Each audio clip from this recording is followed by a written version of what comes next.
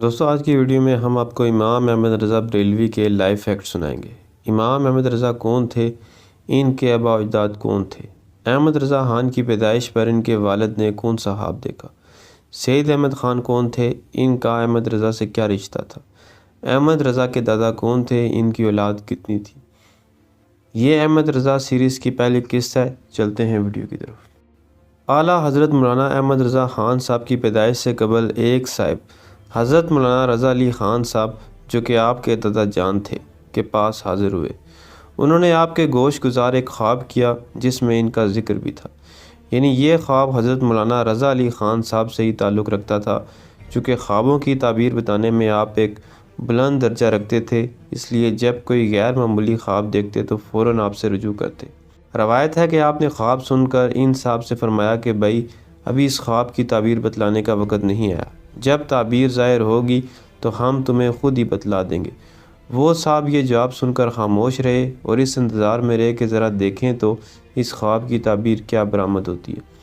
پھر جب اعلیٰ حضرت پیدا ہوئے تو حضرت رضا علی خان صاحب نے انہی صاحب کو طلب فرمایا اور ان کو بتلایا کہ اس دن جو تم نے خواب سنائی تھی اس کی تعبیر یہ ہے۔ ان صاحب کی تسلی و تشفی ہو گئی اور ان کو اپنے خواب کی تعبیر بھی مل گئی۔ وہ یہ واقعہ کافی عرصے تک لوگوں کو سناتے رہے۔ حضرت رضا علی خان صاحب نے اس مجلس میں فرمایا، سنو انشاءاللہ تعالی بڑا زبردست عالم دین ہوگا اور اس سے دین بڑی دور تک پھیلے گا۔ یہ بشارت سن کر اہل خانہ میں خوشی کی لہر دوڑ گئی کہ ان کے گھر ایک ایسا عالم دین پیدا ہوا ہے جس کی بدولت ان سب کو عزت و تکریم حاصل ہوگی۔ آپ کی ولادت 1856 میں بریلی شریف میں ہوئی۔ یہ دور اہل اسلام کے لیے دور ابتلا سے کسی طرح کم نہ تھا۔ ملک میں عجیب قسم کی افراتفری پھیلی ہوئی تھی۔ انگریز اپنی سیاست اور تدبیر کے ذریعے پورے ہندوستان پر قبضہ کرتا چلا جا رہا تھا۔ آپ کی ولادت کے محض ایک برس بعد ہی جنگ آزادی لڑی گئی اور اس میں فتح کے بعد انگریزوں نے اسلام پر ظلم و بربریت کی انتہا گاڑ ڈالی، کیونکہ اس جنگ میں فقط مسلمانوں نے ہی بڑھ چڑھ کر حصہ لیا تھا۔ لازمی بات ہے کہ جب انگریز مکمل طور پر ہندوستان پر قابض ہو گیا تو اس نے مسلمانوں کے ہی نقصان پہنچانا تھا۔ اس پرآشوب حالات میں آپ کی ولادت بسعادت ہوئی۔ آباء و اجداد مولانا حسنین رضا خان صاحب تحریر فرماتے ہیں، یہ روایت اس خاندان میں سلف سے چلی آ رہی ہے کہ اس خاندان کے مورث اعلیٰ والیان قندھار کے خاندان سے تھے۔ شہزادہ سعید اللہ خان صاحب ولی عہد حکومت قندھار کی والدہ کا انتقال ہو چکا تھا۔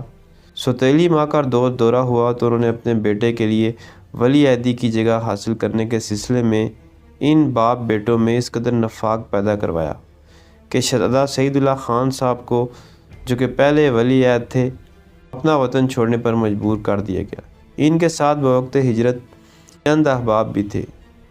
یہ ساری جماعت دشوار گزار منزلیں طے کرتی ہوئی وارد لاہور ہوئی۔ لاہور کے گورنر نے دارالسلطنت کو اطلاع کروائی کہ قندھار کے ایک شہزادہ صاحب بامی کشیدگی کی وجہ سے ترک وطن کر کے لاہور آئے، ہمارے لیے کیا حکم ہے؟ ان کو حکم ہوا کہ شہزادے کی مہمان نوازی کی جائے اور ان کو عمدہ رہائش دی جائے۔ چنانچہ شاہی قلعے میں واقع شیش محل برائے رہائش دیا گیا اور شاہی طور پر ان کی مہمان نوازی ہونے لگی، مگر کچھ ہی عرصے بعد آرام طلبی سے گھبرا گئے اور عازم دہلی ہوئے۔ دہلی میں ان کا پرتپاک استقبال ہوا اور ان کو فوج میں ممتاز عہدے پر فائز کر دیا گیا، جبکہ ان کے احباب کو بھی اعلیٰ فوجی عہدوں سے نوازا گیا۔ اس منصب کو آپ نے قبول فرمایا اور اپنے ماتحت سپاہیوں کی اعلیٰ پیمانے پر تربیت کرنے لگے۔ انہی ایام میں روہیل کھنڈ میں کچھ مفسد عناصر نے سرکشی اختیار کی، چنانچہ آپ کی ذمہ داری اس بغاوت کو ختم کرنے پر لگائی گئی۔ آپ نے بڑی فہم و فراست سے اس بغاوت کو کچل دیا۔ اس کے بعد آپ کو روہیل کھنڈ میں صوبہ دار مقرر کر دیا گیا۔ یہ عہدہ گورنر کے عہدے کے برابر تھا۔ چنانچہ آپ اپنے اہل و عیال کے ہمراہ بریلی میں جو کہ روہیل کھنڈ کا صدر مقام تھا رہنے لگے۔ یہاں آپ کو ذاتی مصارف کے لیے ایک وسیع جاگیر بھی عطا ہوئی۔ یہ جاگیر جنگ آزادی 1857 کے بعد انگریزوں نے ضبط کر کے تحصیل ملک ضلع رامپور میں شامل کر دی، یعنی اس وقت اعلیٰ حضرت کی عمر فقط ایک برس تھی۔ سعید اللہ خان صاحب نے بریلی میں ہی سکونت کو اس لیے پسند کیا کہ اس دور میں کوہستان کے چند پٹھان خانوادے وہاں آ کر آباد ہو گئے تھے، جس کی وجہ سے سعید اللہ خان صاحب کو اپنے وطن کی یاد تازہ ہوتی رہتی تھی۔ پیرانہ سالی کی وجہ سے جب انہوں نے ملازمت کو خیر آباد کہہ دیا تو پھر باقی ماندہ زندگی یاد الہی میں متوکلانہ گزاری گئی۔ پھر جب آپ نے وصال فرمایا تو آپ کو اس میدان میں دفن کر دیا گیا۔ اس میدان کو بعد میں قبرستان بنا دیا گیا اور آپ کے مزار اقدس کو لوگوں نے شہزادے صاحب کا تکیہ کہہ کر پکارنا شروع کر دیا۔ یہ میدان اب معماران بریلی کے حصے سے متصل ہے۔ سید اللہ خان صاحب کے صاحبزادے سعادت یار خان دہلی دربار میں وزیر تھے اور انہوں نے دوران وزارت 2 نشانیاں چھوڑی، ایک تو سعادت گنج بازار اور ایک نہر سعادت خان۔ حافظ کاظم علی خان صاحب کے دور میں مغلیہ سلطنت کا زوال شروع ہوا۔ آپ ابتر حالات کی وجہ سے دہلی سے لکھنؤ آگے، جو کہ اودھ کا دارالحکومت تھا، مگر اودھ بھی انگریزوں کے زیر نگی ہو گیا۔ حافظ کاظم علی خان صاحب کے 2 صاحبزادے تھے اور دونوں کے نام جاگیریں تھیں۔ یہ صاحبزادے مولانا رضا علی خان صاحب اور حکیم تقی علی خان صاحب تھے۔ حکیم تقی علی خان صاحب نے فن طب میں اعلیٰ درجے کی مہارت حاصل کی اور ریاست جے پور میں طبیب خاص کا عہدہ حاصل کیا۔ مولانا رضا علی خان صاحب جو کہ اعلیٰ حضرت کے دادا تھے، انہوں نے سب سے پہلے اس خاندان میں علم کی دولت حاصل کی۔ علوم دینیہ کی تکمیل کے بعد انہوں نے سب سے پہلے مسند افتاء کو رونق بخشی تو خاندان کے ہاتھ میں تلوار کی جگہ قلم آ گیا۔ اب یہ خاندان ملک کی حفاظت کے بجائے دین کی حفاظت کی جانب متوجہ ہوا۔ حضرت رضا علی خان صاحب اپنے دور میں مرجع فتاویٰ تھے۔ انہوں نے خطبہ جمعہ و عیدین لکھے جو آج کل خطبہ علمی کے نام سے دنیا بھر میں رائج ہے۔ خطبہ علمی کو رب العزت نے وہ شان قبولیت عطا فرمائی ہے کہ آج تک کوئی خطبہ اس کی جگہ نہ لے سکا۔ ان کے صاحبزادے مولانا تقی علی خان نے جب ان سے سند تکمیل حاصل کر لی تو افتاء اور زمینداری دونوں ان کے سپرد ہو گئے۔ مولانا نقی علی خان صاحب نے بھی فتویٰ نویسی کی 25 کتابیں تصنیف فرمائیں، جن میں سے کچھ ہی کتابیں شائع ہو پائیں۔ 2 کتابیں آپ کی بے حد مقبول عام ہو گئیں، ایک تو سرور القلوب اور دوسری جواہر البیان۔ یہ کتابیں بارہا شائع ہو چکی ہیں۔ یہ شہر کے روسا میں شمار کیے جاتے تھے اور ان کو ہندوستان کے بڑے بڑے علماء دین میں گنا جاتا تھا۔ تصنیفات کے علاوہ ان کا ایک لازوال شاہکار بھی اس دنیا میں موجود تھا اور وہ تھا اعلیٰ حضرت کی صورت میں۔ یہ شاہکار آپ ہی کی تربیت کا نتیجہ تھا۔ اعلیٰ حضرت کی تعلیم و تربیت ہی وہ شاہکار ہے جو ان کا نام صدیوں تک زندہ رکھنے کے لیے کافی ہے۔ مولانا نقی علی خان صاحب بھی اپنے وقت میں مرجع فتاویٰ تھے، مگر اعلیٰ حضرت نے ان کو اپنی کم سنی میں ہی فتویٰ نویسی سے سبکدوش کر دیا۔ یوں ہوا کہ فقط 11 برس کی عمر میں اعلیٰ حضرت نے سند تکمیل حاصل کی اور مسند افتاء پر بٹھا دیے گئے۔ آپ کی مسند افتاء پر رونق افروز ہونے سے آپ کے والد ماجد افتاء کی جانب سے مکمل مطمئن ہو گئے۔ اب وقت آیا کہ وہ اپنے باغ کی بہار دیکھتے۔ اسی دوران ان پر سحر کا اثر ہوا، مگر روحانی قوت کی وجہ سے اثرات کم رہے۔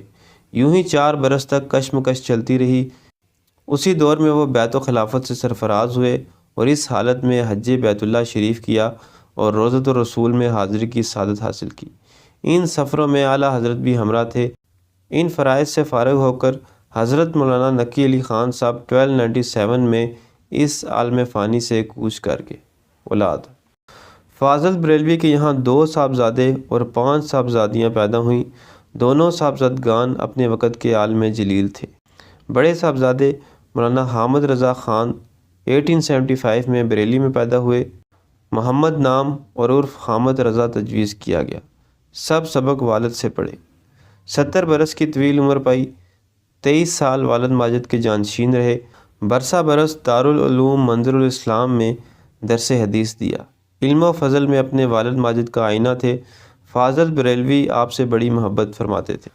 مولانا حامد رضا خان نے 1942 میں حالت نماز میں وصال فرمایا۔ دوسرے صاحبزادے مولانا مصطفیٰ رضا خان 1892 کو پیدا ہوئے۔ ان کا نام محمد رکھا گیا اور عرفی نام مصطفیٰ رضا تجویز کیا گیا۔ ابتدا میں برادر بزرگ سے تعلیم حاصل کی، اس کے بعد والد ماجد سے علوم دینیہ کی تکمیل کی۔ مولانا مصطفیٰ رضا خان نے اشاعت و تبلیغ اسلام اور تحریک پاکستان کے سلسلے میں اہم کردار ادا کیا۔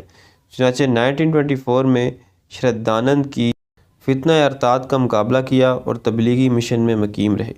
1946 میں تحریک پاکستان کی حمایت کے سلسلے میں آل انڈیا سنی کانفرنس کے اجلاس میں شریک ہوئے اور اسلامی حکومت کے لائے عمل کی تشکیل کے لیے جو کمیٹی بنائی گئی تھی اس کے اہم رکن تھے۔ فاضل بریلوی کے بے شمار خلفاء تھے جو پاک و ہند اور حرمین شریف میں پھیلے ہوئے تھے۔ یہ تھی امام احمد رضا خان کی قسط نمبر 1۔ ملتے ہیں قسط نمبر 2 میں، تب تک اللہ حافظ۔